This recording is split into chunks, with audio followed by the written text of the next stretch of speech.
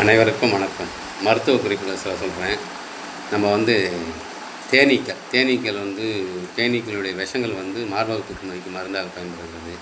அதேபோல் சப்பரங்கோல் போட்டு உட்கார்றது, உட்காந்து சாப்பிட்றது, சேரில் நின்று சாப்பிட்றது, இது மாதிரி இருக்கக்கூடாது. சப்பரங்கோல் போட்டு படிமானமாக சாப்பிடணும், படிமானமாக உட்காரணும். தரையில் உட்காந்திங்கன்னா ஆயுள் காலம் 7 வருஷம் கூடுது.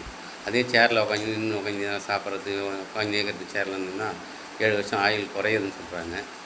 அதே போல் நம்ம காளான் சாப்பிட்ணும். காளான் சாப்பிட்டிங்கன்னா காது கேட்கும் திறன் அதிகமாகிறது, கேன்சர் வர வாய்ப்பு கம்மி, சர்க்கரை வியாதி குணமாகிறது, ரத்த அழுத்தம் கம்மியாகிறது.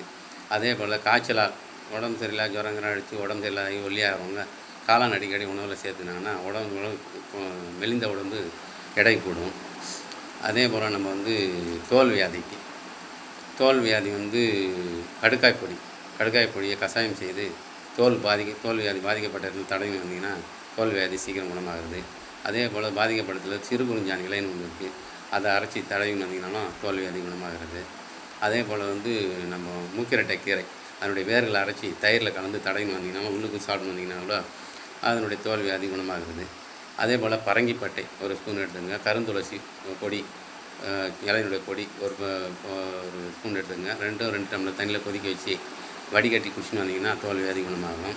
அதே போல் சொல்லின்னு ஒரு செடி இருக்குது, அதனுடைய வேர்களை அரைச்சி தோல் பாதிக்கப்பட்ட இடத்துல தடவி வந்தாலும் மறைஞ்சிரும்.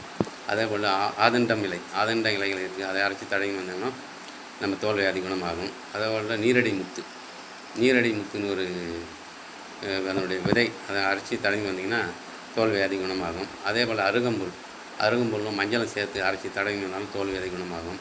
அதே போல் ஒரு 2 வெத்தலை எடுத்துங்க, காம்பை கிள்ளிடுங்க, ஒரு ஸ்பூன் எலுமிச்சம்பழம் சாறு, ஒரு கைப்பிடி அளவு துளசி, இது 3ஐயும் அரைச்சி தோல் பாதிக்கப்பட்டதுலேருந்து தடவி வந்தீங்கன்னா தோல் வியாதி குணமாகும்.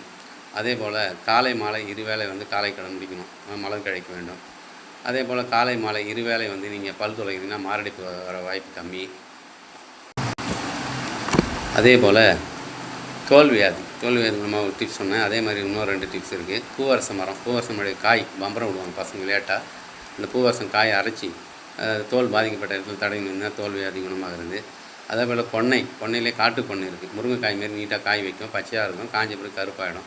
அதனுடைய பூக்கள் ரோஸ் கலரில் இருக்கும், அந்த பூ அரைச்சி தடவி வந்தாலும் தோல் வியாதி குணமாகிறது. அதே போல் காலையில் 7 மணிக்குள்ளே, ஈவினிங் இல்லை 5 மணிக்கு மேலே வாக்கிங் போங்க, நடங்க, கை வீசி நடங்க.